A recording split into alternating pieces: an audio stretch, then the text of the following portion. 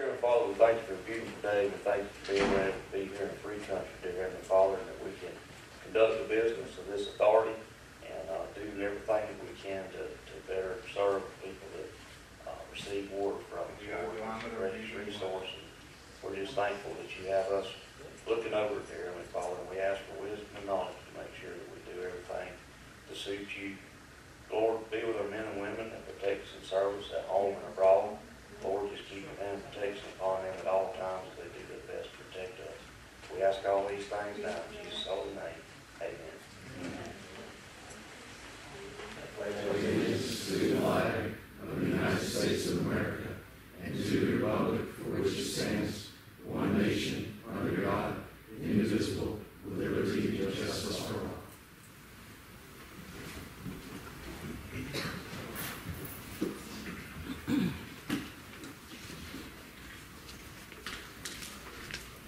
Okay, we've got a big agenda, a complex agenda. I'll probably make half a dozen mistakes, so just ignore my mistakes. Don't try not to laugh or point them out to me. But all these people up here are going to help me get through this. I do not have any open to the public cards. Okay, so we're going to go right into item number 1, employee service recognition. Terry Holcomb is going to help us with that. Oh, Mandy, you know what? And there's mistake number 1. It's here. Bold, your name, don't forget. So come on up, and you know what? You're going to get an hour so to cover for my mistake. I'm ready for my service award. Yeah, thank you. I just wanted to give you all a warm welcome to DeSoto County. As you know, I feel very strongly about the regional partnerships that we all share on many levels, including the authority. So welcome to DeSoto. I'll keep it short and sweet, and we're always happy to be a piece. I probably won't stay the whole complex meeting because we got to spend 5 or 6 hours with Mike Coates and a lot of your staff last Friday as the administrators, and we appreciate that open dialogue. So welcome. Thank you. Again, please forgive me. I'll vote for anything DeSoto County wants in Sarasota. Okay, now that may be my only mistake, and you all laugh just like I asked you not to. The employee service recognitions. Terry Holcomb is going to help us, and you have a table full there. We have a table full, yes. Good morning, Mr. Chairman. Thank you. It's my honor this morning to introduce and recognize our 5, 10, 15, and 30-year service award recipients. I know that I speak for Mr. Coates and the rest of the staff when we say that it's a privilege to work alongside such talented and dedicated employees. And we do truly know that they are our most trusted resource here at the authority. So I'm going to ask our executive director and the board members if you could come down so that we can actually get a photo with the recipients and the board together. I'm just going to stand to the left side here of the podium. You want everyone down there? I would like, yes, if the board can, yeah, so we can just get a photo. We have 9 awards this morning. So although Richard left me a very long list of each person's bios, we're going to try and keep them short. And then I'm just going to ask the recipients as we call your name just to come on up. And we will read a little bio and present you with your service award. We're going to start with Mr. Rodney Daniels. So Rodney is a utility technician currently working as a sludge press operator at the Peace River facility. Rodney and his wife, Ara, have been married for 15 years and have 2 sons, Tristan and Connor. In his spare time, Rodney enjoys visiting the lakes in and around Lake Placid and fishing in Charlotte Harbor with his brother any chance he gets. And I'm going to hand this to Mr. Coates. And you can go ahead and accept your reward. All right. Congratulations. Congratulations. Thank you. Would you stand right there, please? Will you go ahead?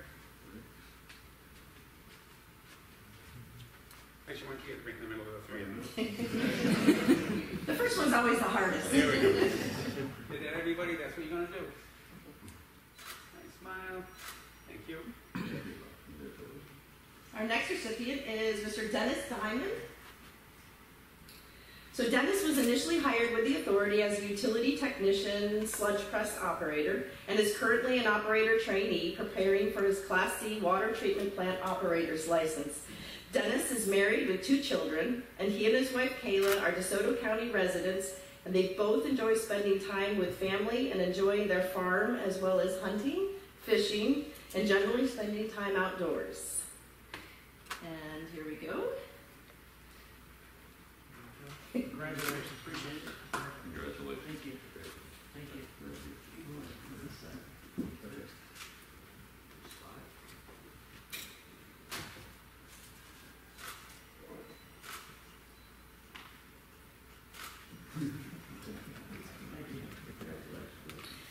Our next recipient is Ms. Rachel Kirsten. Ms. Kirsten is currently the authority's agency clerk. So this means that she ensures we're all where we're supposed to be, when we're supposed to be there.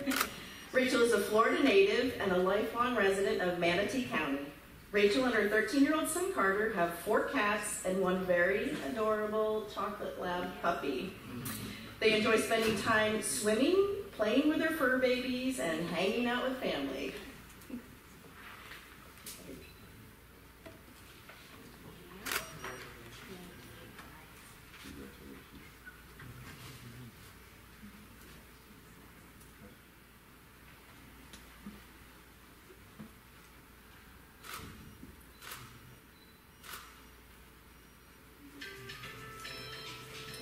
Our next recipient is Mrs. Swati Warrior. After completing her bachelor's degree in chemical engineering, Swati moved to the U.S. from India to pursue her master's degree from Ball State University in Indiana. After experiencing her first real snowstorm in Indiana, she and her family decided to relocate to sunny Florida, where they currently reside in Port Charlotte. Swati works in the Peace River Facility Laboratory as a chemist too, and her husband Raju works as a GIS manager for Charlotte County. Imagine those create some interesting conversations at dinner. Swati and Raju have one son, Adi, a very polite middle school student, and outside of the office, Swati enjoys cooking, baking, singing, gardening, and traveling, hopefully not all at the same time. No. Thank you. Thank you. Thank you. Thank you. Thank you. Yeah, yeah.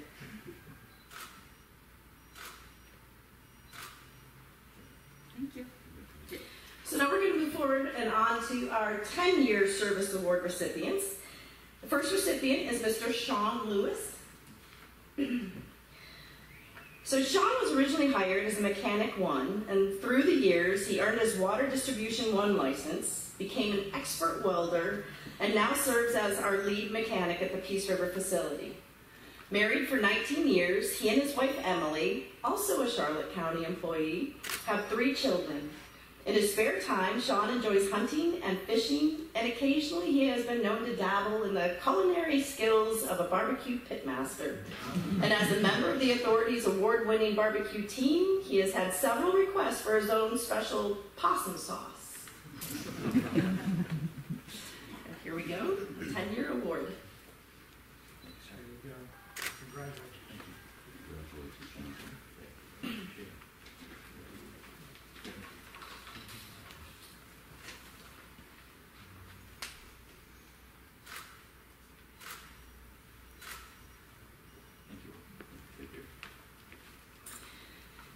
Our next recipient is Mr. Chris Rogers.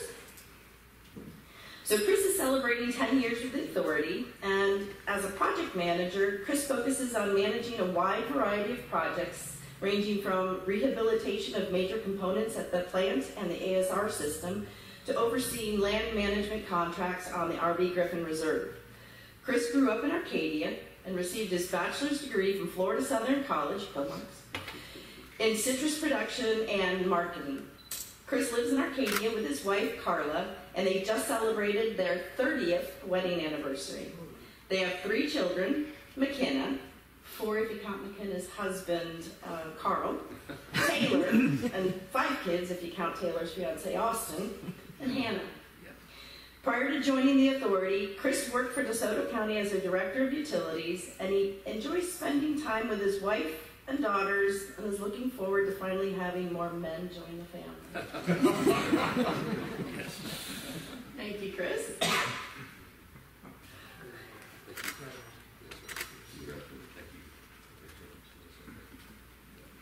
Suppose you could just reach that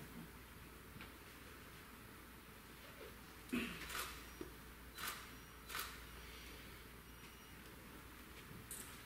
So now we're moving on to our 15-year service awards.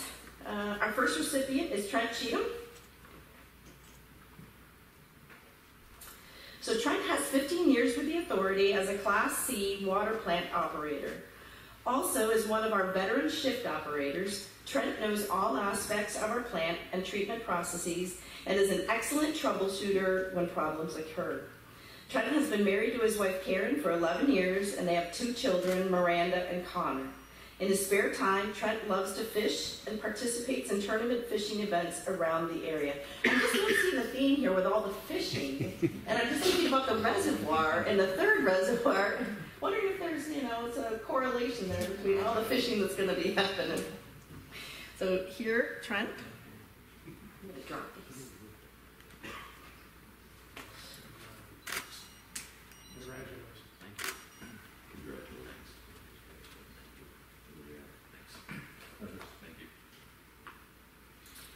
We had one award recipient, Cord Ritz, our project manager. Unfortunately, he couldn't be here with us today, so we're going to hold off on his award until the next board meeting.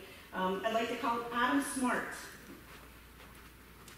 So Adam started with the authority in June of 2007 as an operator trainee and is currently one of our senior licensed water treatment plant operators. Adam is a reliable and knowledgeable member of our team who operates and maintains the facility at a high level. Being a 15-year veteran at the facility, he knows how to keep the authority operations running smoothly. Adam and his wife Maggie are Charlotte County residents, and they have 1 son, Jack, and 1 daughter, Blakely. And when not at work, Adam enjoyed spending time with his family, coaching baseball, and, wait for it, fishing.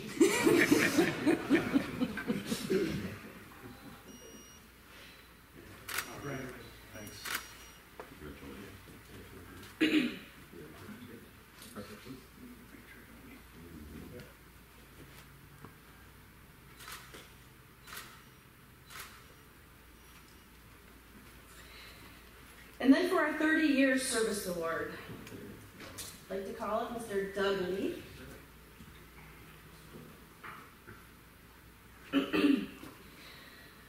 So with the retirement of Pat Lehman and Sam Stone, Doug is our most senior employee and knows exactly where to kick each piece of equipment when it starts to act up.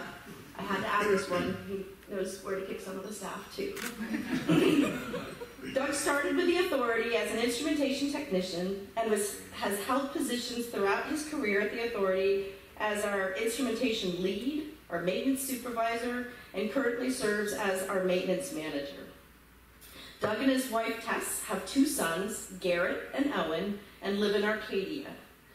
Garrett will be a freshman in mechanical engineering at the University of Florida, go Gators, and just finished a summer internship with the authority at the Peace River facility. Owen is also serious about his studies and is currently an honor student at DeSoto County High School. Doug mostly enjoys working around the house, but don't tell Tess. And he also enjoys football season, especially high school football season, when DeSoto County beats Hardy County. And with that,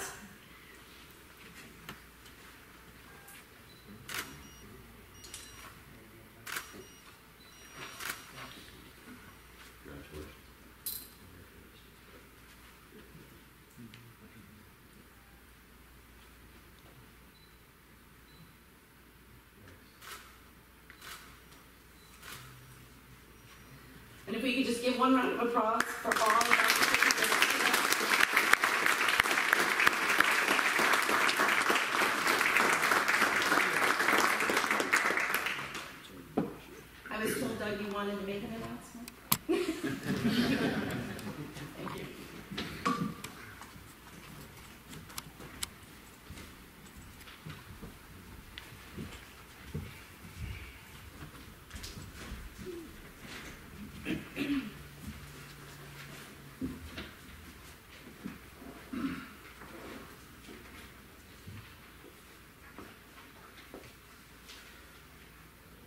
Okay, that was great job, Terry, and thank you to all these folks. And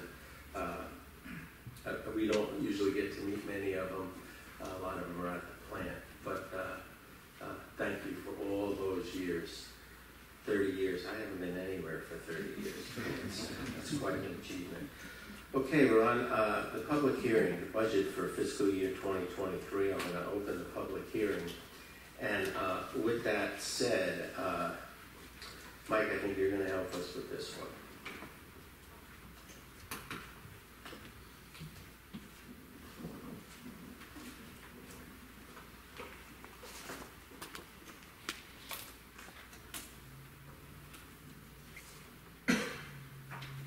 All right. Good morning, Mr. Chair, board members.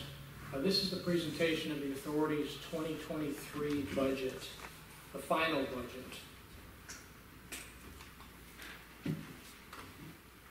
2023 is a transitional year for the authority's budget.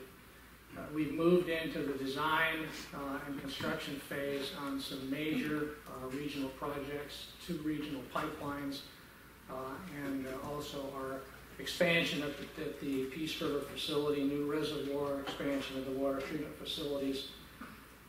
These 3 projects represent about $550 million in capital expenditures, capital improvements that are going to be finished over the next 5 years in order to meet our future water supply needs. So while the majority of our 2023 budget continues to be directed to meeting your needs today, the biggest changes from last year are the increase in the capital improvement program.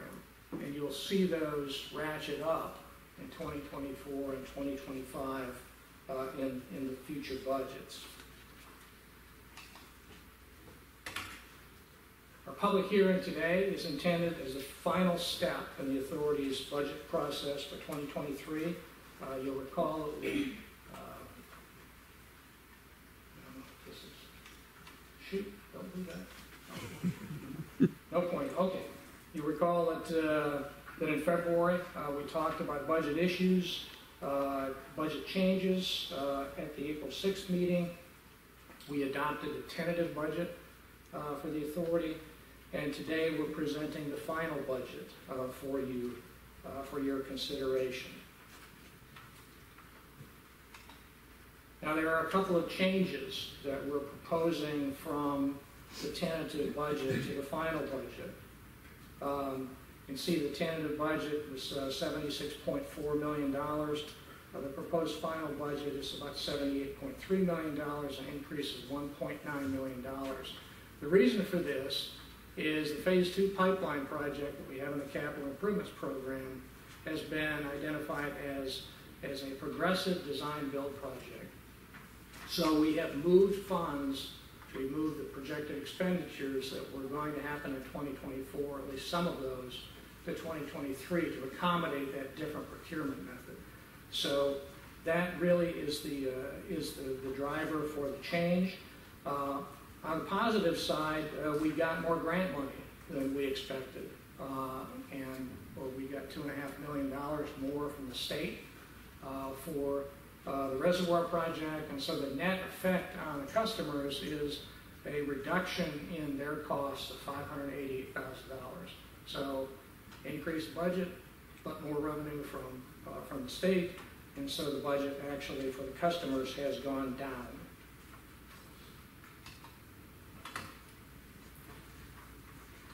Our overall budget obligations remain consistent year after year. We have to be able to meet our customers' contract requirements. We get 34.7 million gallons a day allocated from the plant. Each of our customers has part of that allocation. And we develop the budget based on the amount of water requested by our customers each year. This year it was about 32 million gallons a day. We always strive for efficient and cost-effective regional operations. And aside from the large increases we saw in the chemical prices this year, the remainder of the budget is about the same, or not, about 4% higher than it was last year. So that was really one of the big changes, and of course the CIP, but that really doesn't hit the rate until future years.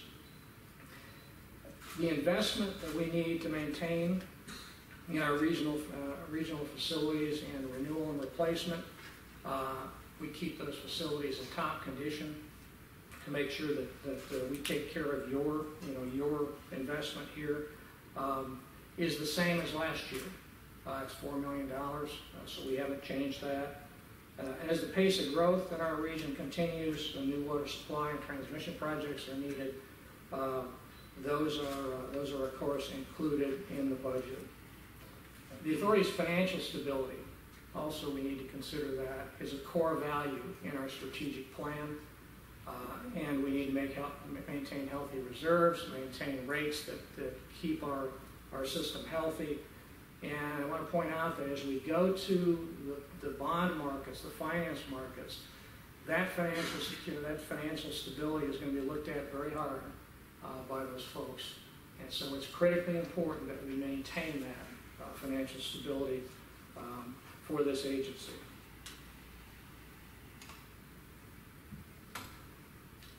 The authority operates as an enterprise fund. You can see the way this is structured here. Money comes in from fees charged for water and water-related projects. We receive grant money. We don't receive any tax money. We operate in 2 cost centers. The administrative cost center, that's at Lakewood Ranch, includes executive, administrative services, human resources, financial, and then the facilities cost center at the Peace River facility includes water production, storage, transmission, everything else. The facilities operator, the facilities cost center is the great majority of our budget.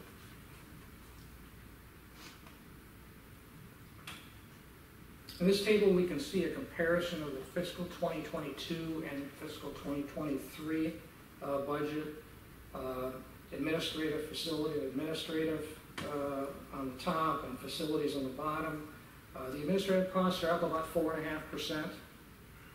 The facilities costs are up about $23.6 million or 44%, and $21 million of that is the CIP. So the great majority of that change is the capital improvement program spending.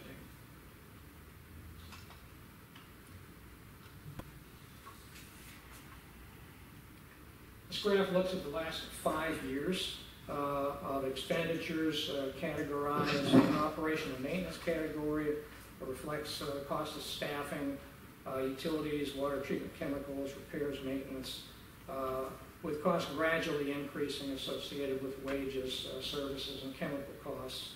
The non-O&M costs include debt service. They include contributions to R&R reserves, and disbursement of funds. And then the capital improvement projects, which this year include preliminary design of the reservoir, progressive design build on 2 pipelines, and a couple of system-wide benefit projects, and those totaling about $27 million. So you can see that is the item that sort of drives the up and down in the authority's budget. The rest of our budget is reasonably consistent year to year.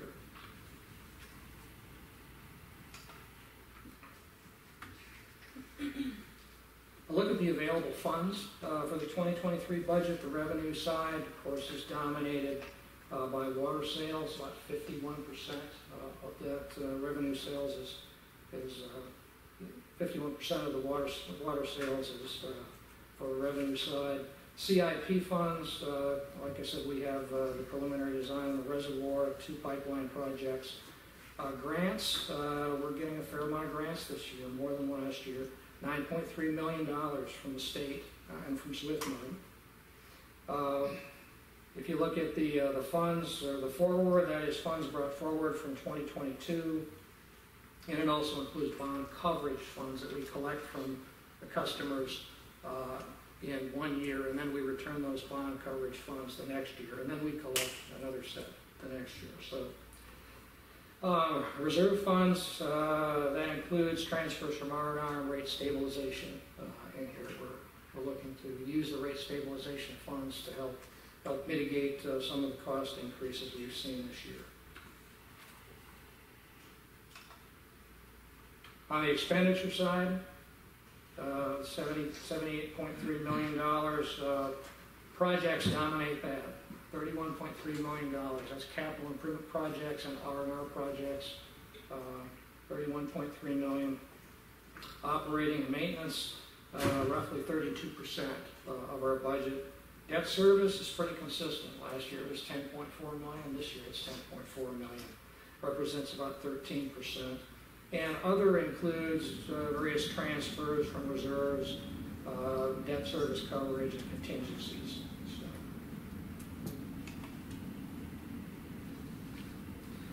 What I'm going to walk through next is how the authority's water rate is developed. As background, our 4 customers each have a contracted water allocation in the Peace River facility. Those allocations are established in the Master Water Supply Contract, and you can see the distribution there. What you see is between Charlotte County and Sarasota County, they get 90% of the allocated capacity in the Peace River facility. The individual allocations that we have here are used to establish each customer's pro rata share of the fixed costs in our annual base rate. And I'll talk just a little bit more about that in a minute. We have a 2-part water rate. The base rate includes fixed operating costs like personnel, repairs, and maintenance. And that is the pro rata share portion of your contribution to the authority. The base rate also includes debt service. Each customer pays their component, their share of whatever debt they have participated in, and everyone has participated differently in authority debt. And then we have a water rate charge, the water use charge, which is charged based on what we deliver to our customers.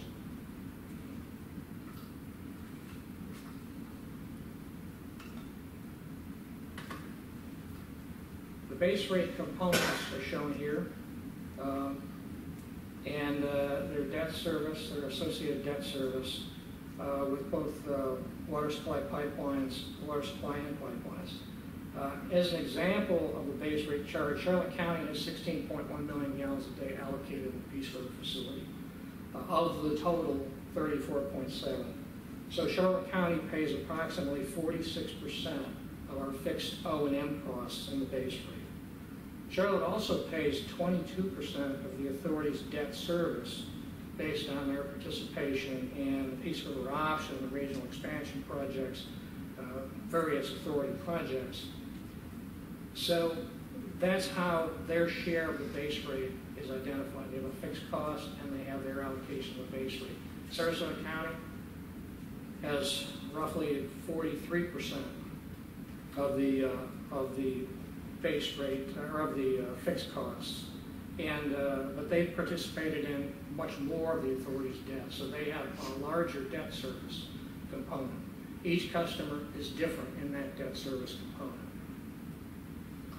I want to point out that the projects that are shown here where we have debt service are obviously projects that we've completed in the past.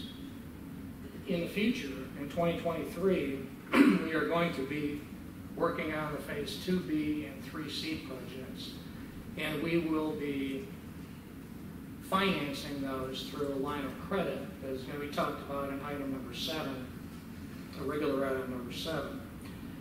That debt does not show up. That debt service does not show up in the 2023 budget. The idea is that we're deferring the debt service on that debt through 2023 and expect to pick up and start paying some in 2024 and 2025. We simply didn't know what the conditions were going to be when we developed the budget in 2023. So there's no hit from these 2 projects in the 2023 budget. We do expect borrowing in 2023 of about $25 million range. And like I said, we plan to capitalize the interest, defer collection, and then start in 2024 on some portion of servicing that debt. Once we get the reservoir, the water treatment plant project costs and participation worked out, and the master water supply contract amendments to get everybody on board on those, we'll look at a final financing package, probably in 2024, early 2025, and that will probably be something from the municipal bond market. So we will retire the line of credit and we'll go with bonds.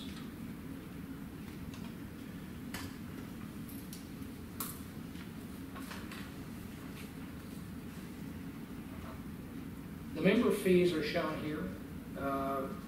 These are fixed charges assessed to each of the authority's 4 members.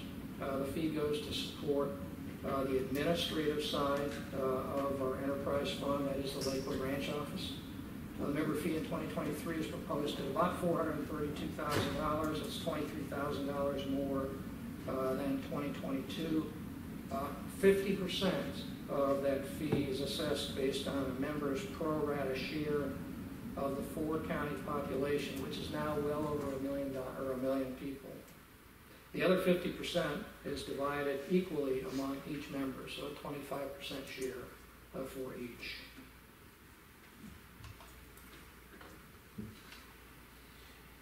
The management planning assessment is assessed to all 5 authority customers.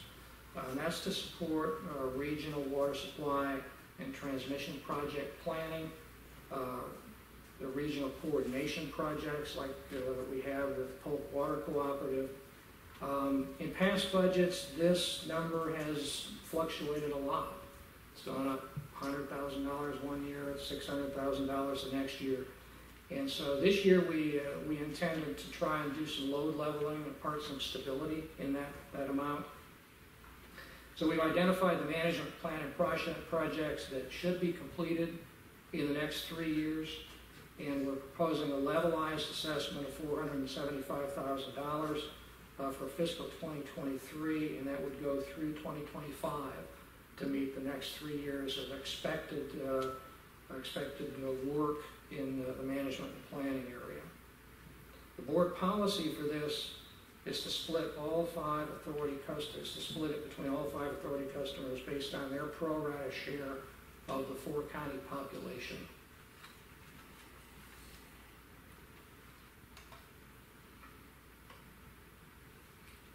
As we roll up the base charge, which here includes the base rate, member fees, and planning assessment, together we see about a 4% increase in this from the fiscal 2022 budget. The use rate is proposed to increase by 7 cents a thousand gallons. That equates to about 28 cents a month on the average residential customer bill. That's about 4,000 gallons. And I want to talk a little bit about the base rate modeling in the next slide and how we came to that.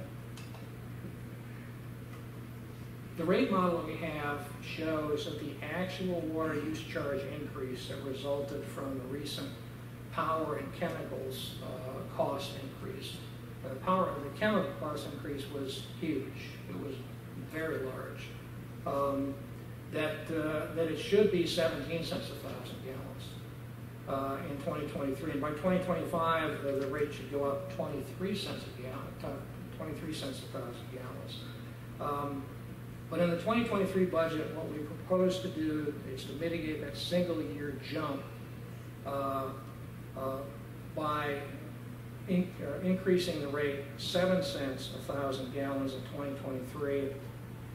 Then it would be 8 cents a thousand in 2024 and another 8 cents a thousand in 2025 to make up that total 23 cents a thousand gallons. That's the plan. Now, if we see cost increases like we did this year in chemicals next year, we're going to have to rethink the plan. But we've got a plan going forward, and we're trying to mitigate those cost increases.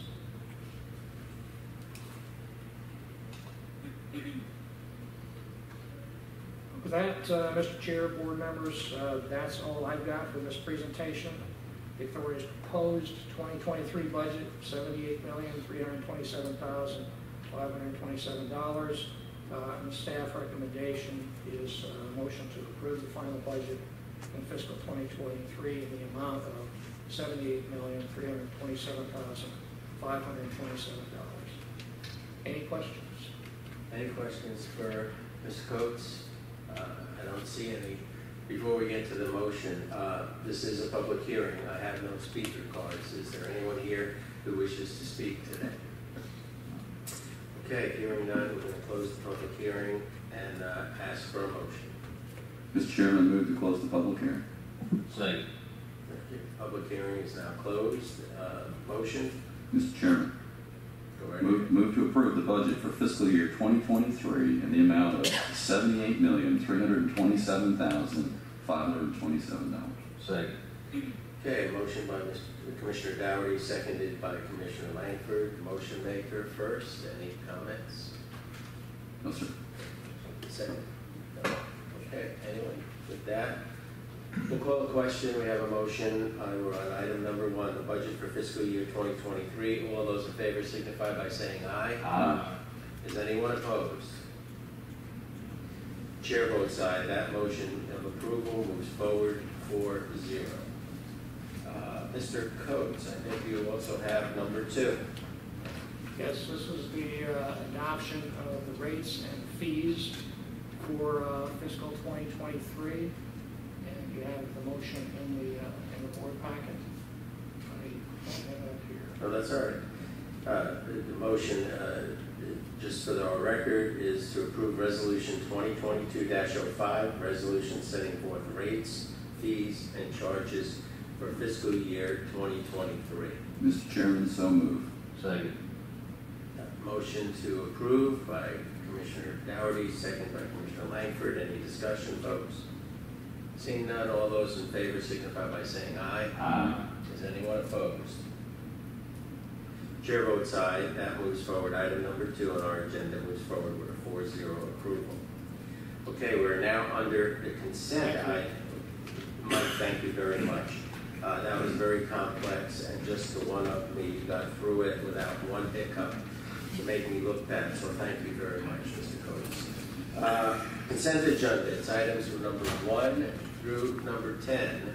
So far, no commissioner has pulled any. Is there any to be pulled? No, sir. Seeing none, we'll take a motion for consent agenda items number 1 through number 10 inclusive. Motion to approve, Mr. Chairman. Second. Motion by Commissioner Langford, second by Commissioner Dougherty. If there's no discussion, all those in favor signify by saying aye. Aye. Is there anyone opposed? Chair votes aye. That moves forward. Items 1 through 10 in the consent agenda move forward with approval 4-0. And we are now on our regular agenda. And this will have some changes here. The regular agenda is our usual item number 1, which is the water supply conditions report. But we're going to defer that until October since Richard Anderson is not here today. So we'll go to item number 2, which Terry Holcomb is going to help us with. And it's projects for SWIFT fiscal year 2024 cooperative funding initiative. Hello again, Terry. Hello, Mr. Chairman. Good morning. For the record, Terry Holcomb, Authority staff. So regular agenda item number 2, the Southwest Florida Water Management District FY 2024 Cooperative Funding Initiative applications. This is an action item for the board, and there will be a recommended motion at the end of the presentation. Each year we come before the board and we present our recommended projects that we would like to submit to the Water Management District for the following fiscal year's cooperative funding program, and that's what this presentation is for. We're really just going to step through real quick just the cooperative funding program overview. Got a little chart there that kind of shows our 5 projects that we will be submitting or requesting to be submitted to the district, including the total match amounts. We'll dive a little deeper and go into the 5 projects that we are requesting funding for, just for a little background, and we'll just touch on the cooperative funding schedule. So just a real quick program overview. Obviously, the district has been very generous to the authority in the past. Their cooperative funding initiative program allows local governments to share costs for projects that assist in creating sustainable water resources. So you can see here, the Water Management District just completed their 2022-2026 strategic plan. And within the strategic plan, they break out their regions. We're in the southern region. And they identify regional priorities and objectives to meeting their goals. And in this strategic plan, there's 3 specific objectives that apply to specifically the water authority. And I've just blown them up there. I've highlighted them with the arrow, but they're over on the side there. The first objective is to assist the Peace River Minnesota Regional Water Supply Authority in the development of 21 MGD of alternative water supply sources, maximize public supply interconnects, and increase the percentage of total water use supplied by alternative sources. So you'll see throughout the projects that we are submitting to the district that we back up these 3 objectives and initiatives that the district has. I'm actually going to move backward a slide. I flipped over it. I just wanted to give you a real brief look back into history. So since the authority's creation in 1982, there was some initial planning that was done, the acquisition of the 91 facility, our Peace River option expansion, that was the first expansion in 1998, that's the 3rd line down there, followed by the REP, the Regional Expansion Program. All of these projects have been funded over the years from the Water Management District, and you can see the benefit to the authority in that funding. That very last column shows over the years we've received over $135 million worth of cooperative funds from the Water Management District. So they've been instrumental in helping grow the regional system. So let's just take a quick look at the 5 projects that we are submitting for cooperative funding matches.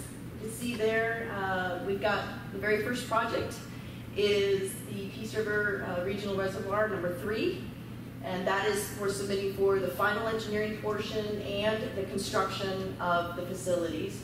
Estimated project cost is $335 million, and then you can see the match between the authority and the district. Second project is the Regional Integrated Loop Phase 3C Interconnect. That's proposed to go progressive design build. We will be submitting for the entire project cost. That's $59 million with an equal match between the district and the authority. The third project is a Regional Integrated Loop System Phase 2B Interconnect project. Again, that project is proposing to move forward through the progressive design build process. We are submitting for the entire funds for that project at $70 million. You can see the estimated match there between the authority and the district. Our fourth project is our Integrated Regional Water Supply Master Plan, the 2025 update. We come every 5 years to the board with a update to our master plan so that we can integrate that into the Water Management District's master plan. The next one is due in 2025. Seems like we just finished the 2020. So we'll be gearing up in FY24 to complete that. So we'll be looking for $700,000 in matching, so $350,000 for each of the authority and the district. And then the fifth project is a feasibility study on a regional reclaimed water supply system. And that is estimated at $400,000 with a match from the Water Management District. So those are the 5 projects. Estimated matching funds, you can see we've got about $466 million worth of projects listed, and looking for a match from the Water Management District of about $222 million. Terry, I'm going to hold you right there because Commissioner Dowdy has a question. Thank you, Mr. Chairman. Terry, on project number 1, the first project there on the Reservoir 3, I see that we're proposing a construction manager at risk delivery system. When will we bring the construction manager on board in the process so that they can bird dog the design and make sure we're Sandy? I have a specific project write-up on that we're just getting ready to move into. That'll have the proposed schedule and will identify when that construction manager we're hoping to bring on board. So Very good. bear with me, we'll Thank you. answer that question. And here we are. We're moving right into the first project, the regional reservoir expansion. This includes several components, including a new 9 billion gallon water reservoir, a new river intake pump station on the Peace River, and replacement of or upgrades to our reservoir pump station number 1. That's the pump station that takes the water from the reservoir system and sends it back over to the water treatment plant. This total project is estimated at about $344 million and is scheduled to be online in 2027. We've talked about this before. If we could get it online in the summer of 27, we can take advantage of the rainy season and start filling the reservoir straight away. We have an ultimate completion schedule of having that filled by the end of 2029. And here is the schedule you're looking at, or looking for, Commissioner Doherty. So we finished the siting and feasibility study for the reservoir in December of last year. And preliminary design began this February on the reservoir. We're having the design completion, or at least the preliminary design completion, in June of 23, so next year. What we'd like to do is, you can see the magenta bar down below that, we would like to get the construction manager on board prior to getting through, you know, a 30%, we'd like to have them engaged early in those early construction decisions. So we would like to bring the contractor on board in summer of 23, so that it gives time for us to coordinate with the design engineer. And then we'll begin final design. That'll be a concurrent process with the contractor, and have the construction completed in early summer of 2027, and then filling in operations through 29. That full 18 MGD of allocable capacity will kind of grow as the reservoir fills. So we'll be able to start allocating capacity as soon as the water treatment plant, which is the next project, and the reservoir are complete at the same time. Did that answer your question? Yes, substantially. I just think the earlier the better. I mean, when the design gets to a certain point, it's going to be very, very difficult to make significant modifications. If there are options, you know, that's really the benefit, right? So Exactly. So yeah, I think your timing's okay. It's earlier the better. Thank you. One of the scheduling challenges is that funding, bringing that contractor on board. Prior to having the funding, we want to make sure that those are coordinated. Thank you. So the next project is the Regional Integrated Loop System Phase 3 Interconnect project. This is approximately 8 miles of large diameter 42-inch transmission main. The project will begin at the terminus of our Phase 3B project right there on Clark Road near the cemetery, and extends northward up to the intersection of Lorraine Road and Fruitville Road in Sarasota County. And this line is necessary to provide Sarasota County their needs for their northeastern portion of their service area. The project will also include a new pump station and storage tank, also located right there at the intersection of Fruitville and Lorraine Road. Has a total cost estimate of about $64 million, and is scheduled to be online to meet Sarasota County's needs by March of 2025. Again, we will be using the progressive design build process to deliver this project. And at the bottom there, you can see the proposed ask in FY24 of the Water Management District, and the total cost of $29,500,000 in FY24, $29,500,000 in FY25, for a total cost of $59. I just wanted to point out the difference between the bulleted cost estimate, $64,300,000, and the total cost estimate of the $59 million. This is our ask from the district moving forward.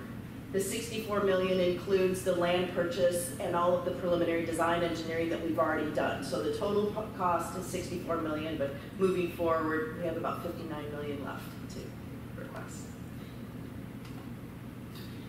Again, the schedule, feasibility and routing study was completed earlier this year. The board approved the recommended route at the April board meeting. We do have an executed interlocal agreement with Sarasota County for this project. We'll be using the Progressive Design team to deliver it, and the selection process will come before the board and in a following item. And we intend to come back to the board in October with that phase 1 guaranteed maximum price, and that would be for that preliminary design phase for services, basically through the design and early construction. And then we anticipate final design and construction complete by March of 2025. The Regionally Graded Loop System Phase 2B Interconnect Project. This is approximately 13 miles of large diameter. Again, we're looking at 42-inch diameter transmission mains. This is to meet Charlotte County's demands in the western portion of their county. Again, it'll begin from the terminus of the existing Phase 2 interconnect out at Sears Boulevard, and then it will head westward. Thank you, Ann. Ann's driving the pointer there.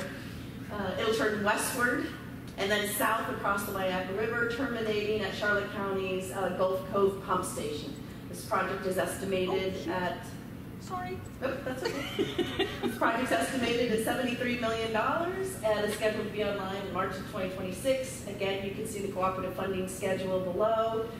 And again, the difference between the $73 million and the actual ask for 2024 moving forward is just the difference in land easement acquisition and all of the preliminary work that's been done today. Here is the schedule for the Phase 2B project.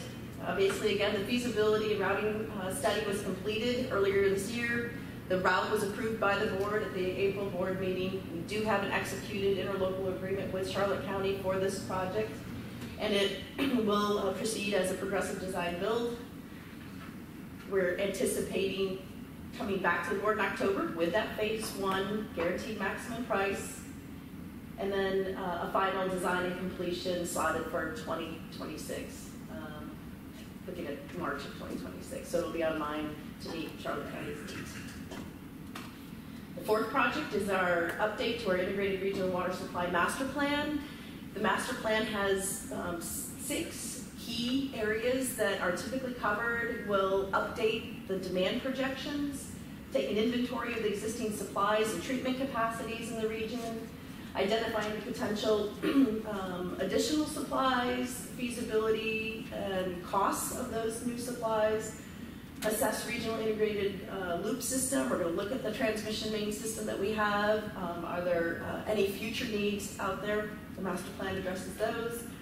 And then identify regional conservation and alternative water supply opportunities. It will also, at the end, we always come back with a prioritization. So we're looking forward again. Here's this moving 20-year, 50-year window of demand projections. Here's our list of all the supplies in the region. Let's marry the supplies to the needs and include the transmission system to get there. So the recommendations will be in there for the demands, supplies to meet those demands, and the transmission system and how we get them in the region. You can see it's a $700,000 master plan, looking for matching from the Water Management District at $350,000 apiece.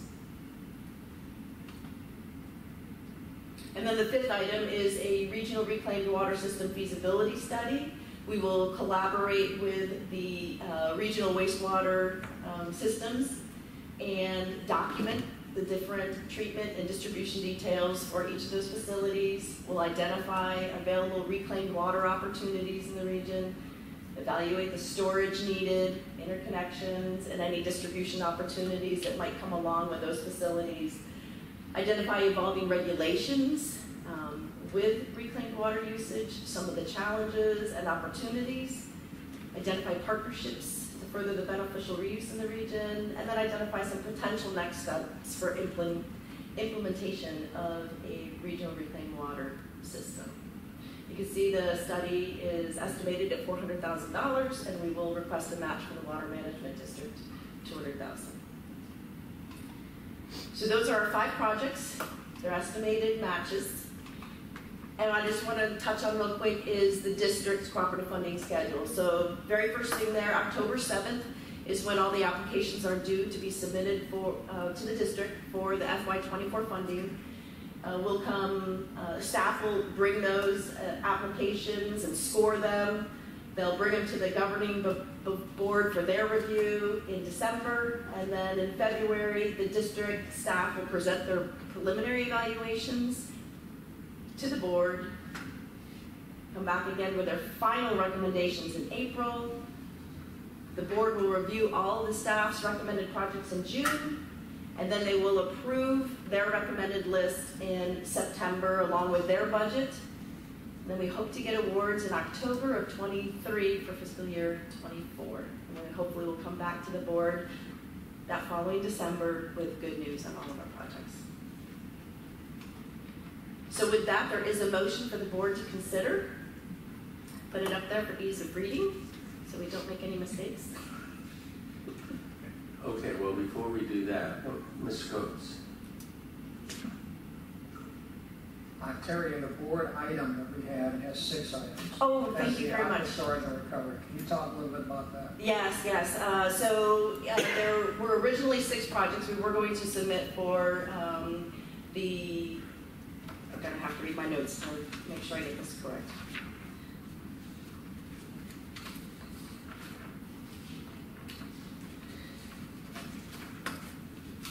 Find them. So this is my mistake for the morning. Do I get this on? I'll put it on my account. I'm running back.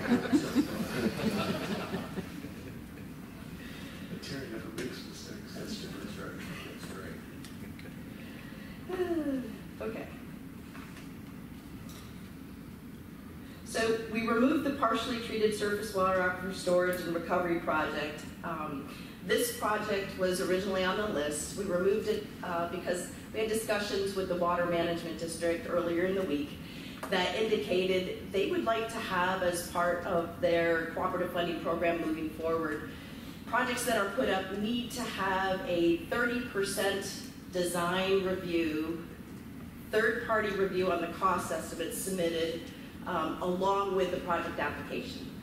We do not have that for this project at this time, so we're pulling that project off. We're going to be moving forward using our owner's agent to help us through that project, and we'll come back to the board in October with an update to the project. But we just removed it off the list because our schedule will not meet the district's need for that 30% review being completed before we submit. Okay, with that, great presentation, but do we have any questions? I see no further questions, so this one does, item number 2 does require a motion. It's up on the board. Motion maker, Commissioner Dowery. Mr. Chairman, I'll move approval of regular agenda item number 2 as recommended by staff with the one change in the item is published, 5 regional projects as opposed to 6. Second. Okay, motion by Commissioner Dowery and a second by Commissioner Langford. Discussion on all this? None? Okay, well, I'll have a few things, just a few. Terry and the entire staff, this has been a tremendous thing to get this far. It's a huge amount of money. And I get stopped, maybe I'm the only one who gets stopped and said, why do you people charge for water? You take it out of the river for free, you push it through a pipe, and then our local jurisdictions just deliver it to our house. Well, if people were listening, the huge, astronomical, never, I don't think, ever seen before, costs for the chemicals. And all the system that has to be built to accomplish that. So great job by our entire staff, so thank you. Okay, thank you. With that, we are on item number 2, with a motion to approve. All those in favor signify by saying aye. Aye. Is anyone opposed? Chair votes aye. Item number 2 moves forward with a 4-0 approval.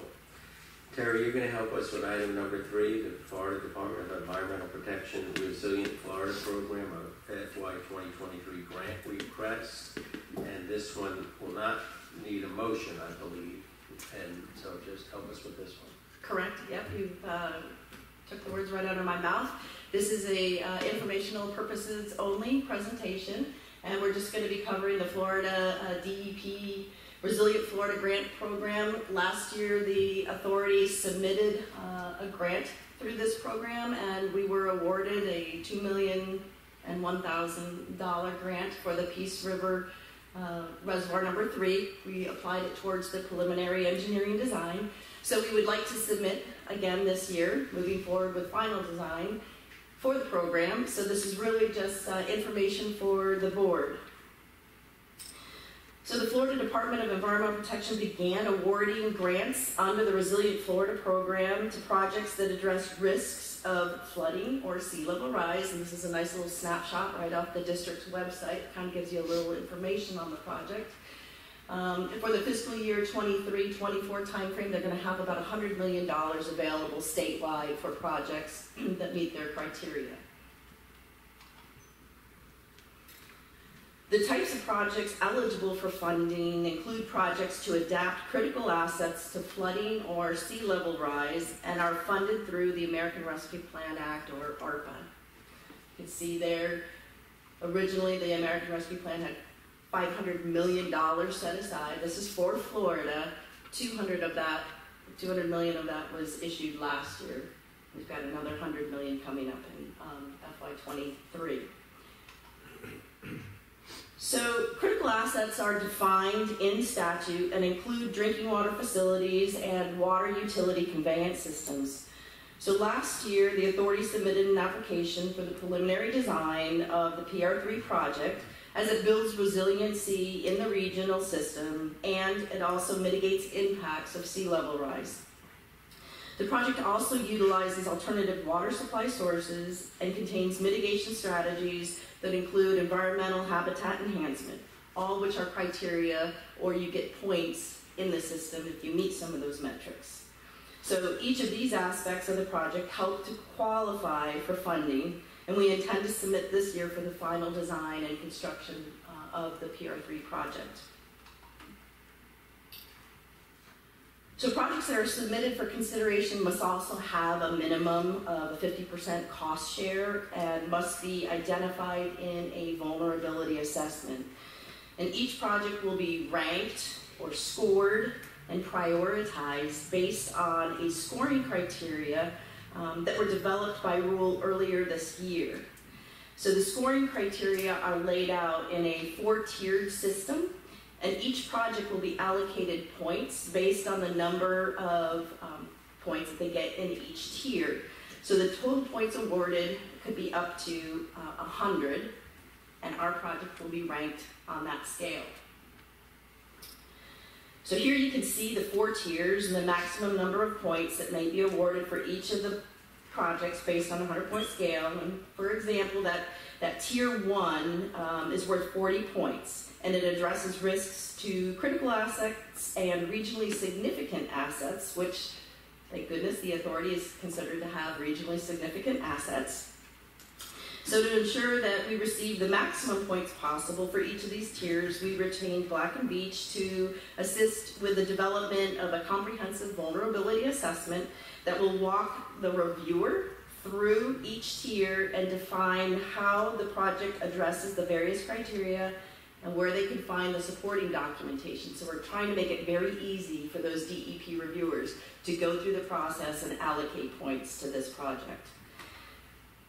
And as an example here, we've got 2 excerpts from the Black & Veatch Vulnerability Assessment. And on the first excerpt there on the lower left, you can see how the Tier 1 criteria, there's 40 points available, and within that tier, they've broken out 4 distinct categories. So each category is worth 10 points. So we're trying to identify how we meet criteria in each of the categories. And then you can see in the upper right what we've done, or what our consultant has done, is made it easy. It's hard to read. I'm just going to kind of spell it out. The left-hand column identifies the rule, and where the information is in the rule. Then we show them the document in which we are going to provide justification for how we meet that rule. And then we're going to provide them what we think the score should be based on this justification and the information that we've provided. We're hoping that this breaks it down and makes it very easy for them to check that box and award the most points. So just the next steps and schedule for the grant. We will receive the final draft vulnerability assessment in late August. We're going to submit that along with our application by September 1st to the DEP. And then the department will rank those projects and they will put a list out by December 1st. So again, we're hoping to come back to the December board meeting with some good news on another grant award. Any questions for Terry on item number 3? Thank you, Terry. Great job, great job. Okay, we're on item number 4, the Regional Integrated Loop System Phase 3C Interconnect Project, Progressive Design Build Contractor Selection, and Mike Knowles is going to help us on this one, and we will have a motion, need a motion on item number 4. Morning, Mike. Morning. How are you? Good. How you doing, Commissioner? We're fine. Morning, members of the board. Mike Knowles, Authority staff, to present regular agenda item 4, the Regional Integrated Loop System Phase 3C Interconnect Project, Progressive Design Build Contractor Selection.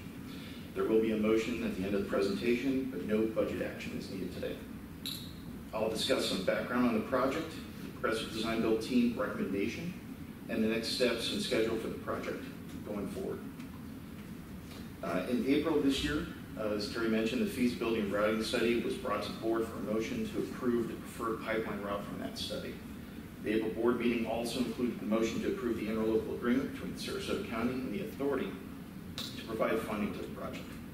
The project includes approximately 9 miles of 42-inch diameter pipeline, a 5 million gallon storage tank, and a 10 MGD pump station, and space to expand the storage and pump capacity in the future.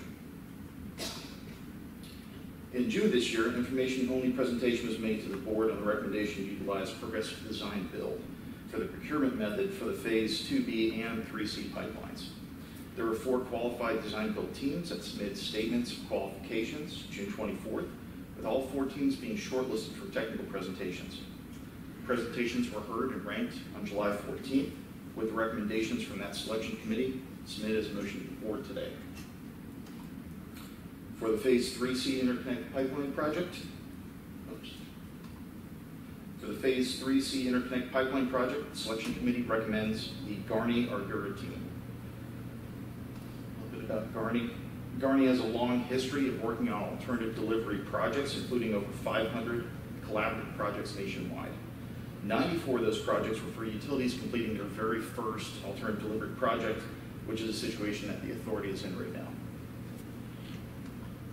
Let's see. Rob, Chris, could you guys stand up for a second? We'll take one. Some of the team highlights include the design build team's project manager, Rob Foltz, who was the PM for the authority's Phase 1A, 3A, and 3B pipeline project. Chris Kusler is the design team manager and performed quality control on the authority's Phase 1 and 3B interconnect project. Then Ben Turnage is the pipeline design lead.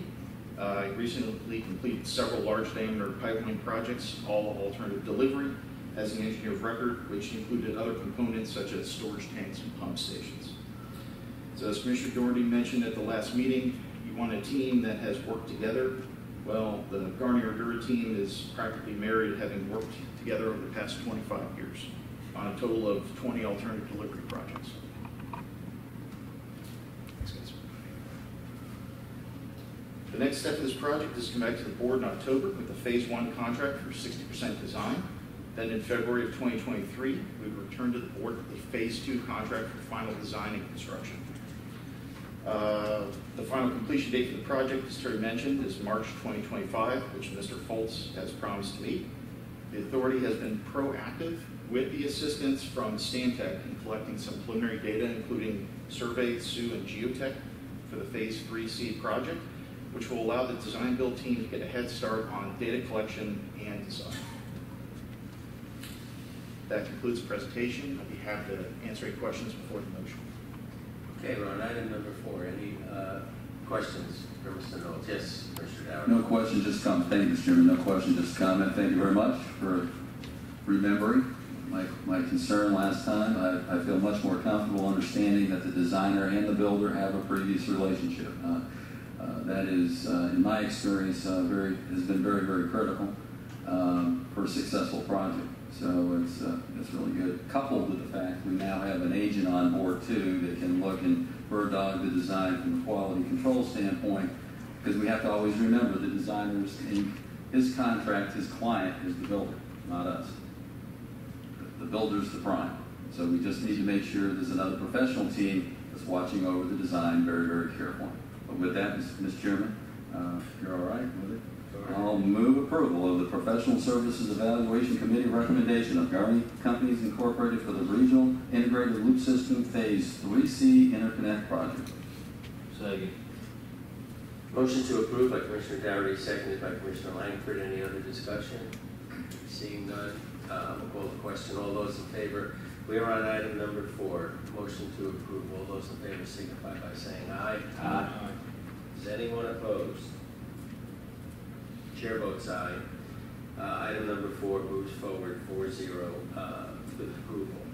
We're now on item number 5, Regional Integrated Loop System Phase 2B Interconnect Project, Progressive Design Build Contractor Selection. And I bet Mike's going to say it, but let's just so we're all on the same page. This one will also take a motion as Mike finishes his presentation. Mr. Knowles. Thank you, Mr. Chair. For the record, Mike Knowles, the authority staff, filling in for Ford Ritz, to present regular agenda item number 5, Regional Integrated Loop System Phase 2B Interconnected Project, Progressive Design Build Contractor Selection. As the Commissioner mentioned, there will be a motion at the end of this presentation, but again, no budget action is needed today. I'll discuss some background on the project, the Progressive Design Build team recommendation, next steps and schedule for this project going forward. As mentioned before, in April of this year, feasibility and routing study for Phase 2B was brought to the board for a motion to approve the preferred pipeline route from that study. The April board meeting also included the motion to approve the interlocal agreement between Charlotte County and the authority providing funding to the project. This project is approximately 13 miles of 42-inch diameter pipe. Also includes a Spackless crossing with the Niagara River and a connection to Charlotte County's Gulf Coast booster pump station. To reiterate the prior presentation, in June, an information-only presentation was made to the board regarding the utilization of Progressive Design Build for the procurement method, Phase 2B and 3C pipelines. 4 qualified design build teams submitted statements of quals on June 24th. All 4 teams were shortlisted for presentations. Presentations were heard and ranked on July 14th with a recommendation from that selection committee as the motion to the board today. For the Phase 2B pipeline project, the selection committee team recommends the Woodruff Kinley Horn team with PCL as a major subcontractor. A little bit about Woodruff & Sons. They've been serving the authority's members for almost 50 years. They are a family-owned firm with over 150 staff, all residing in Southwest Florida. The team has completed more than 20 alternative projects, all within the authority's member counties. Let's see, I know Matt is here, Ashley, Doug, you guys can stand up and stretch for a second. Some of the team highlights include the design build team's project manager, Matt Anderson, who was the PM for the authority's Phase 2 or Phase 2A interconnect project. This pipeline will be the one that we're connecting to for Phase 2B. Ashley Mealy is the PM and pipeline designer and was the engineer of record for the Peace River Interconnect pipeline for Sarasota County. Then Doug Ekman, the design lead for the work on the pump station site, recently completed the Phase 2B, 2C feasibility and routing study for the authority. The Woodruff & Sons Kinley Horn team, also another couple, has actually been working together for over 25 years. And they have 25 projects that they've worked on together, including a current one that they are wrapping up for a Progressive Design Build for Manatee County. Next step of this project is to come back to the board in October with the phase 1 contract for 60% design. Then in October 2023, we return to the board with a phase 2 contract covering final design and construction costs and that guaranteed maximum price for a final completion date of March 2026, which Mr. Anderson has also promised to meet. The authority has been proactive in the assistance with Stantec in collecting some survey data ahead of this project in order to give the design build team a head start on data collection. That concludes the presentation for phase 2B. We'd be happy to answer any questions before the motion. Okay, we're on item number 5. Any questions for Mr. Knowles? No, doesn't seem like it. So we'll take a motion, and the motion is in the agenda packet. Mr. Chairman. Yes, sir. Motion to approve the Professional Services Evaluation Committee recommendation of Woodruff and Sons Incorporated for the Regional Integrated Loop System Phase 2B Interconnect Project. Second. Okay, a motion by Commissioner Langford, seconded by Commissioner Dougherty. Any discussion? Mr. Chairman. Yeah, do you have any? No, Just want to comment, thank you again, seeing the fact that they have worked together, but more importantly for me, that they've worked on a design-build project together. And I guess you said it was Manatee County? Yes. Yes. That helps a lot. Thank you very much. Thank you. Perfect. Okay, with that, we'll call the question. We are on item number 5 with a motion to approve. All those in favor signify by saying aye. Aye. Is anyone opposed? Chair votes aye. The motion to approve on item number 5 moves forward with a 4-0 approval. We're now going to enter item number 6. Mr. Knowles is going to help us, along with Doug Manson, purchase a Phase 3C Regional Interconnect Pumping Station site and associated easements.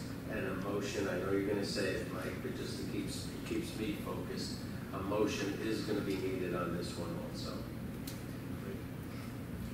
Thank you. For the record, Mike Knowles, Authority staff, filling in for Richard Anderson on regular agenda item 6. There's an update on the pump station property acquisition for the Phase 3C Regional Integrated Loop Project. The property was identified as part of the Phase 3C feasibility and routing study as the best location to meet the regional and county needs going forward, and due to its proximity to the terminus of the pipeline, Phase 3 pipeline at Fruitville and Lorraine Road. It provides the authority with the regional pumping and storage capacity to serve the northeast area of Sarasota County, and also provides Sarasota County with space for a future master lift station.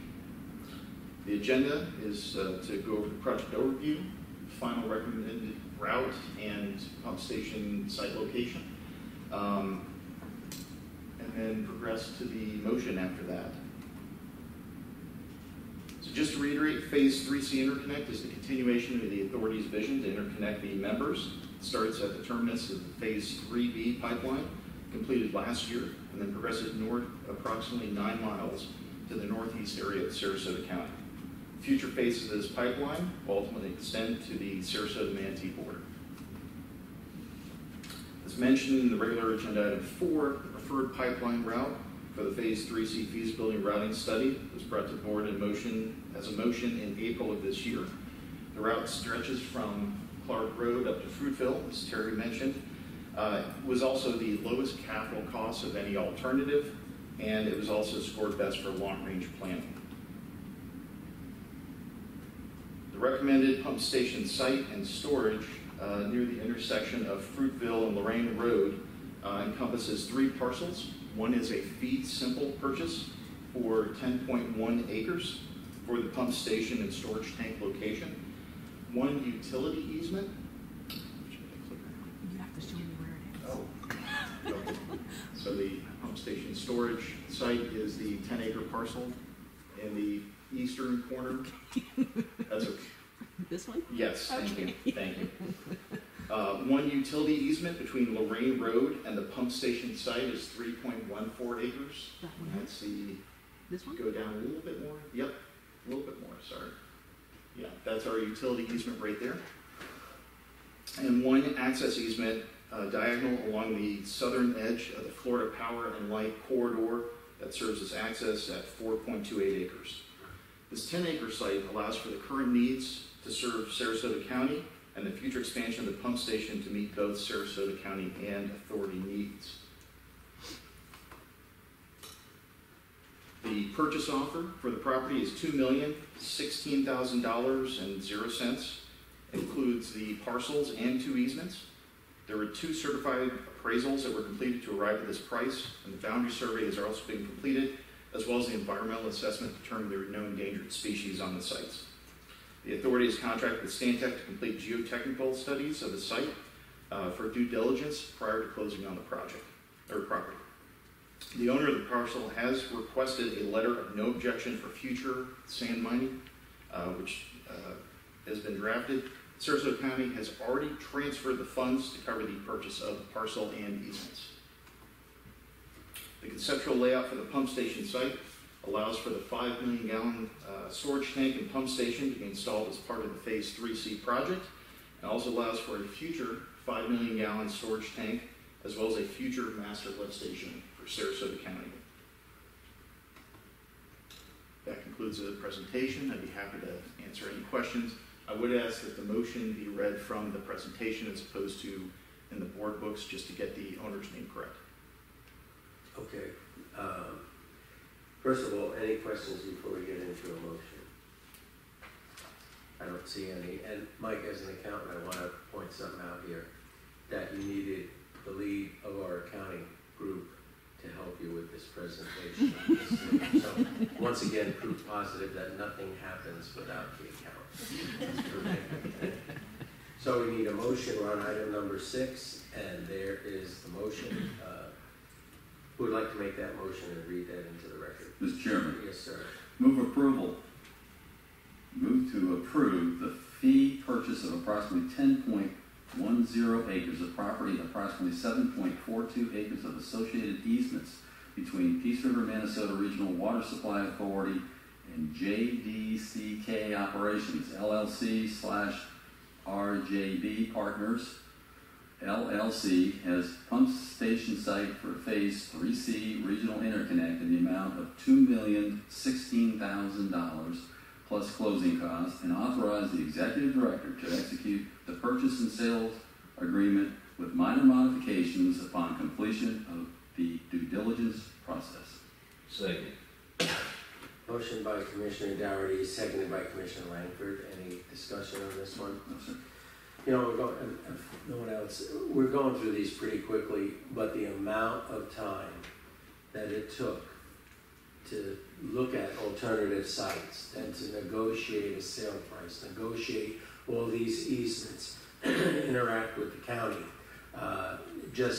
you don't feel it really because we're going through these relatively quickly, but just a really great job. So we're on item number 6, I guess it is. Item number 6, motion to approve. All those in favor signify by saying aye. Aye. Anyone opposed? Chair votes aye. Item number 6 moves through with a favorable motion, 4-0. We're now on item number 7, initial funding program for Phase 2B and 3C Regional Interconnect. And Ann Lee, who's going to help us with this. And Ann, you'll probably say it, but just keep me straight. This one, correct me if I'm wrong, also takes a motion. Yes, sir, it does. Yes. All right. Well, good morning, Mr. Chair, members of the board, Ann Lee of your staff.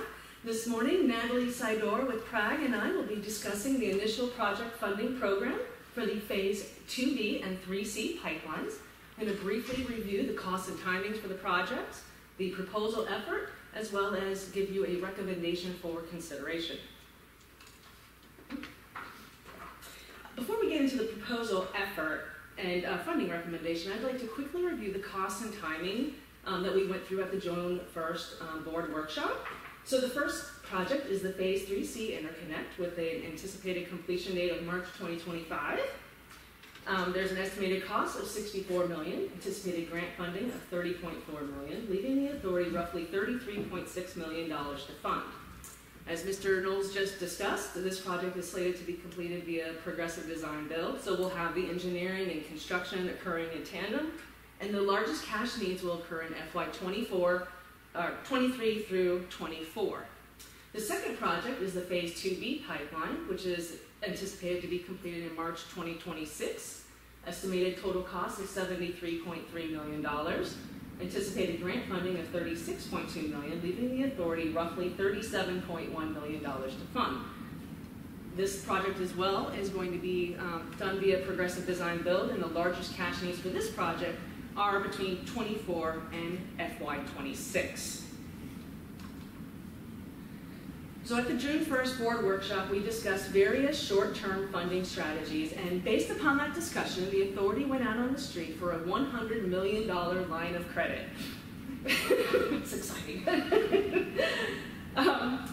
So keep in mind that although we're proposing to use this line of credit to primarily fund the 2 pipeline projects, we also have the flexibility to use this line of credit to fund the PR3 and associated plant expansion once we have customers signed up for those allocations.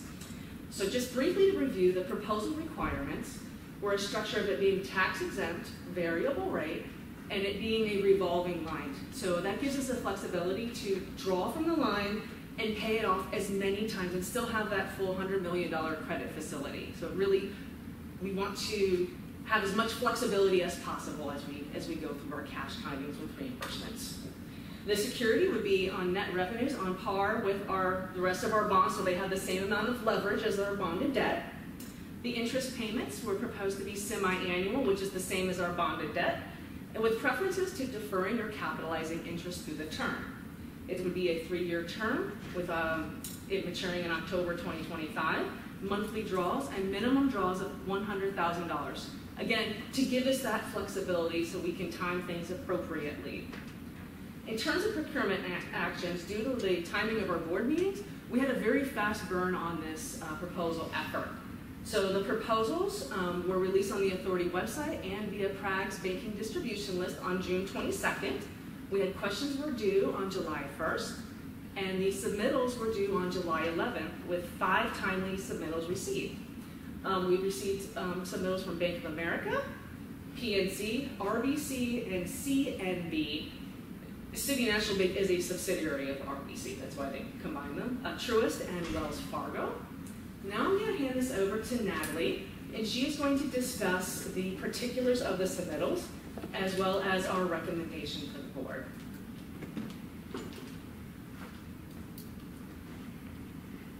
Good morning, Mr. Chair, members of the board. Natalie Sador with Prague, acting as the authority's financial advisor. I'm going to start by talking through the key factors that we took into consideration in the evaluation of the proposals that were submitted. So first, of the 5 proposals that we received, all 5 met the minimum requirements in terms of providing the amount, the structure, the security, and the term that was requested in the original RFP. So this allowed us to move forward with the continued evaluation of all 5 proposals. Next, we really looked at the terms and provisions of the remaining 4 proposals and tried to find anything that could potentially be a deal breaker. One of the proposals only allowed for minimum draw amounts of $1 million, which we thought didn't provide the authority with flexibility. In that instance, you could be potentially drawing unneeded funds and then thus paying interest on those unneeded amounts. In addition, that proposal, the interest rate was middle of the road, and it also had the highest unused fees of all of the proposals. So at that point, we decided to eliminate that proposal. Of the remaining proposals, one of them did allow the authority to defer interest through the entire maturity of the line.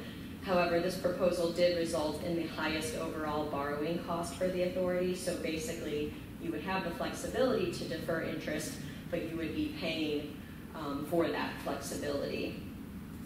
The team concluded that the cost of that flexibility just didn't make sense, and it was too high to consider that option. So we ended up with 3 remaining proposals that I will say were all relatively consistent, which just shows that they were all competitive proposals. We analyzed the resulting borrowing costs of these 3 proposals. We looked at historical data, current data, different interest rate trends, different interest rate environments in that final evaluation. So based on that analysis, we concluded that the PNC Bank proposal provided the authority with the optimal mix of pricing, fees, and terms and conditions. So PNC's pricing formula resulted in the lowest borrowing cost based on different assumptions of the usage of the line, different interest rate environments. PNC also had a favorable unused fee structure that allows for a reduction in the unused fees as additional draws on the line is made. The authority also has the ability to capitalize interest through maturity of the line. Mr. Coates mentioned this in his presentation earlier, so the authority has the flexibility to draw on the line to make interest payments as desired throughout the term of the line. You also have the ability to prepay the line at any time. This is a common feature of line of credits, and this gives us the flexibility to basically monitor the bond markets, monitor the different projects and different status of the projects, and go out for long-term financing when we feel the time is optimal. And then the PNC proposal also gave covenants and different requirements that were consistent with your existing debt, so there's no weaker or stronger covenants in that proposal relative to your existing bonds. With that, I'm happy to answer any questions. Any questions? Before I turn it back over to Ann. Or Ann, for that matter, they're both there. No, doesn't appear so. Well, and with that, we have a motion for your, recommended motion for your approval, and keep in mind that even though you're selecting a potential lender today, we will be coming back at the October board meeting with all of the credit documents for final approval and potentially having the closing after that board meeting. So Mr. Giblin will be here as well in October to answer any specific questions if the board decides to move forward. Okay, I don't see any questions from anyone, so a motion, and we're on item number 7. Mr. Chairman? Commissioner Dowery. Move approval of regular agenda item number 7 as recommended by staff. Second.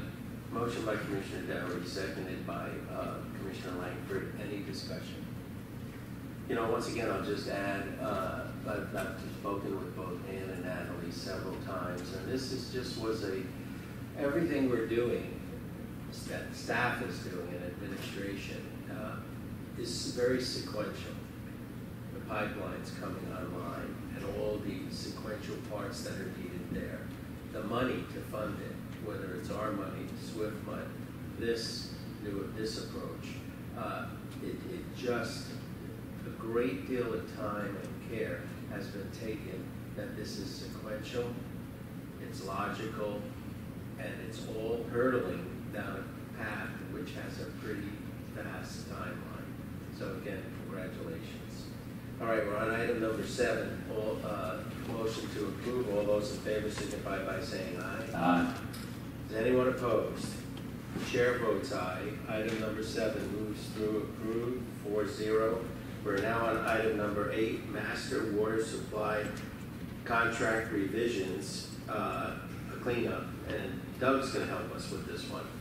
Right, I'm going to do it from here unless you have an objection, let me do it from the podium. So instead of a 60 PowerPoint presentations, I have almost a full hour. We did this at the workshop, so I'm not doing that too. So today it's just a summary. We've been going through this process for over a year, receiving comments from customer staff, which have been very helpful. And what we talked about, this is mainly updating the contract, and it's 95% of the changes are taking out portions of the contract that are either outdated or irrelevant at this point. And we've also been fine-tuning some of the, when you do a contract, as long as this one is, there's also some errors that were found where things weren't named the proper name or there was typos, correcting those as well. We also kind of capped off this process of over 10 meetings, meeting with the administrators on Friday, which, by the way, that was a very good meeting. It was very helpful to get the point of view of a number of things, including the master water supply contract, and we've updated the exhibits to that contract as well. One of those exhibits is to add all of the delivery points. And we've been quite a few since 2005 added, so we updated that. And there's also an update to how the allocations are formed and the allocation costs, because we've added more allocation. So we've updated the exhibits as well as the contract, and we're ready now to informally taking this contract out to staff. We'd like to formally send it out. I'm waiting for a few changes. Received some comments after the administrators' meetings, and I want to be able to incorporate those in. So I'd slightly change the motion just to allow flexibility for minor modifications and updated exhibits. It's the only thing about that, and I'll read the motion to you before we move forward. If there's no questions, I'll read the motion and ask for you to move that forward and approve the staff recommendation. So I'm going to get the motion to be to approve the revised master water supply contract language with additional minor modifications and the updated exhibits, and authorize the release of the revised contract to the authority's customers for consideration and approval. So moved, Mr. Chair. Second. Moved by Commissioner Langford, seconded by Commissioner Dougherty. Any discussion on this one? If not, on item number 8, we have a motion to approve. All those in favor signify by saying aye. Aye. Is anyone opposed? Chair votes aye. That moves forward 4-0. With that, we are on item number 9, surface water supply expansion project approval. Reservoir number 3 plus water treatment plant expansion. Terry, and I know you're going to say it, but just so we all up here know, this is going to require a motion. Yes, so sir. I don't forget, because I'm hovering here at only one mistake today. One mistake? Don't count mine. For the record, Terry Holcomb with Authority staff. This is agenda item number 9 on the surface water supply expansion project selection. And this is an action item, and there will be a motion for board's consideration at the end of the presentation. So since 2015-ish, with the 2015 update to our integrated regional water supply master plan, we've had various presentations to the board, and those presentations have been on demand projections, supply options, and planning studies. So these presentations include updates such as our integrated regional water supply plan, our Peace River facility reservoir number 3 expansion project, and most recently the capacity development or evaluation of capacity expansion at the water treatment plant. So each of these presentations has advanced the planning and design efforts for the development of the surface water supply expansion project as our new water supply project to meet the regional needs. Now, as we move forward through the master water supply contract revisions, we're going out for funding, either the line of credit or for bonding purposes. Staff felt that it was important that we actually have a formal motion by the board that selects this surface water expansion project as the project that we're moving forward to meet the supply needs of the region. So that's the purpose of this presentation, is just to give a little background on that and then request a formal selection of the project. So here you can see a tabular and visual representation of previous facility expansion projects that were completed to meet the water supply needs in the region. And when the authority first acquired, you can see that first line, when we first acquired the 1991 facility, or the original facilities in 91, it had a capacity of 12 million gallons per day.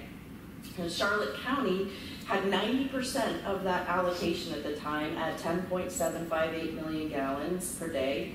And DeSoto County and the city of Northport had the remainder. So in 1998, with the Peace River option, you can see there, that expansion added an additional 12 MGD of plant capacity, and 6 MGD of that was allocated to Sarasota, Charlotte, and DeSoto counties, with the remaining 6 MGD used to meet that customer peaking factor. So at that point now, we had 18 million gallons per day of capacity at the plant for customers. And then in 2005, with the Master Water Supply Contract Amendment and the expansion of the system, the Regional Expansion Program, that added an additional 6 billion gallon reservoir and a 24 MGD expansion of the treatment plant. And then we allocated 15 MGD of that, or 14.7 MGD of that, from that expansion, to all 4 current customers. So Charlotte, DeSoto, Northport, and Sarasota County were all participants in the REP program. And then in 2015, we had the rehabilitation of the original 12 MGD facility, or the 1991 rebuild project, and that allocated an additional 2 MGD to Sarasota County and the city of Northport. And since then, you can see that our 34.7 total allocable capacity at the plant has remained constant. So below, you can see there's a little graphical representation of that table, and you can see those inflection points where each of the expansion projects were brought online. The Peace River option brought us up to 18 MGD. The regional expansion project brought us up to the 32 MGD, 32.7, and then with the rebuild, we're up to our 34.7 total allocation. So we've been through this process before a couple times. So here you can see the progression of the customers' provided requests for additional supplies from the authority for the 20-year period moving forward, and that's from 2023 to 2042. So here's where our demand projections lie from our customers. Now, note the horizontal dashed line there right at that 18 MGD. That represents the new supply from the surface water expansion project. That's the reservoir project and the water treatment plant together. That's our 18 MGD. We see the first major increment of requested supply from Charlotte County in blue down there at the bottom in 2028. So there's the first ask, right? We need to start meeting our customers' need. Then it's followed by Sarasota County in yellow in 2029. And then as time progresses, you can see the total cumulative demands shown in purple increase to 15 MGD in about 2037. That's when we hit that line right at 15. And then in 2028, that's when the Manatee County request comes in for an additional 5 MGD. So at that time, we would need an additional supply for the region to be brought online to meet those needs. If Manatee County does not have that request, then that line continues out. You can see without that 5 MGD request, we could meet the regional needs out to about 2041, 2042 with the regional expansion program.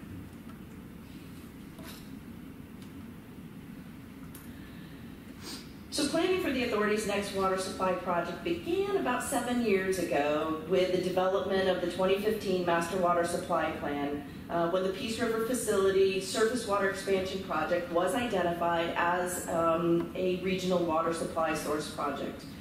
By 2020, when the update to the Integrated Regional Water Supply occurred, the water supply plan occurred, the authority had applied for and secured the 50-year water use permit, increasing the withdrawal capacity from the Peace River facility to 258 million gallons per day. So following the recommendations from the master plan, we began the feasibility and siting study for the reservoir project, and in 2020, we moved that project forward through preliminary engineering. We anticipate going out to final engineering and construction next year. So what are the advantages of this surface water expansion project?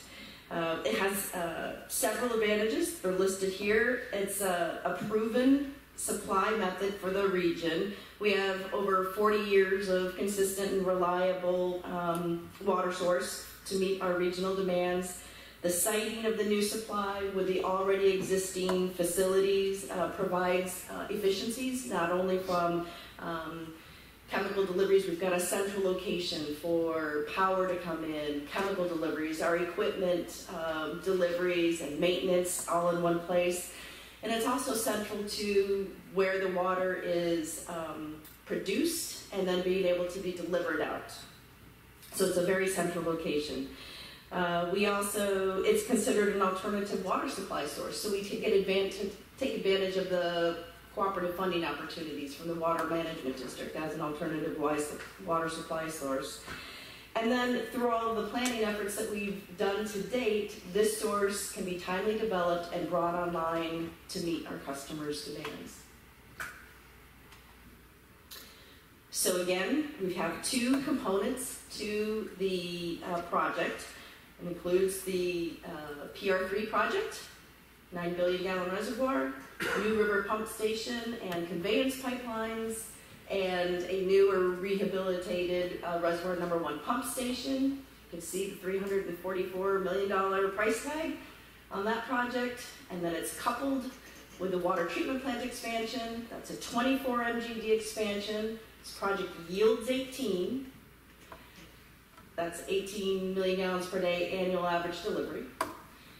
It's a conventional surface water treatment plant, keeps in line with the existing treatment technologies that we have, looking at maybe using membranes as an option so that we can look towards future regulatory requirements. And that has a price tag of $103 million. So total authority with cooperative funding anticipated, it's about $229 million for this expansion project and yielding up to that 18 million gallons per day. Here are the schedules for each of those projects. You can see that they run in parallel. So the vertical dashed red line is actually where we sit today, and we're currently in the preliminary design phase, the PR3 project, and just ready to begin the pilot testing and development of a design criteria package for the water treatment plant expansion project. So you can see each project is scheduled to be complete by 2028 there, so that's when we can start recognizing that allocable capacity to be available. And with that, this is where staff recommends that we have the board officially or formally select the surface water supply expansion project as at the Peace River facility as the next water supply project moving forward. Okay, any questions on this?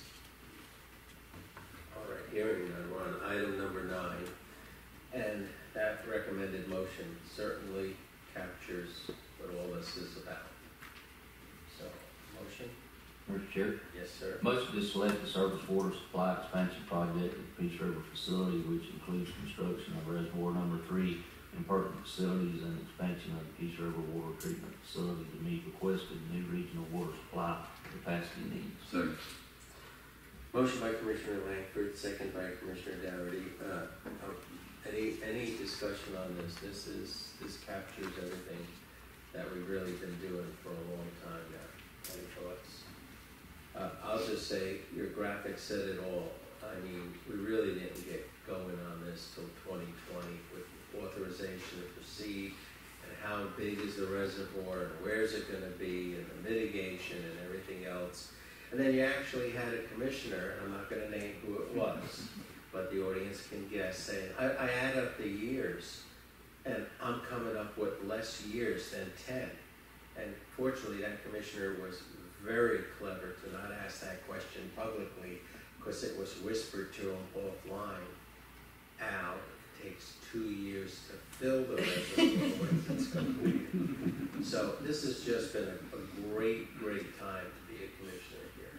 And I really want to thank staff for everything they did. Nobody saw all the tension, the drama, how big, do we need it, who's going to pay for this. So we're on item number 9 with a motion to approve. All those in favor signify by saying aye. Aye. Is anyone opposed? Chair votes aye. Item number 9 with a motion to approve moves forward 4-0. So thank you everybody that's here, all our consultants, all our staff, the commission here. With that, General Counsel's report. Anything for us, Doug? Nothing new, thank you. Okay, and our Executive Director, Mike, you got anything for us? Nope, nothing new. Thanks. Okay, I have no open to the public cards, and with that, we are done. Just let me say, the next meeting is October 5th, and Sarasota County this time will host it. So with that, we are adjourned.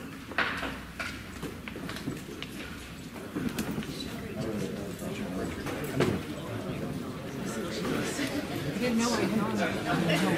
She had to come over. She showed me how to unmute. It's like, that is as far as I'm going. Check if the date's. Oh my gosh, that would be funny.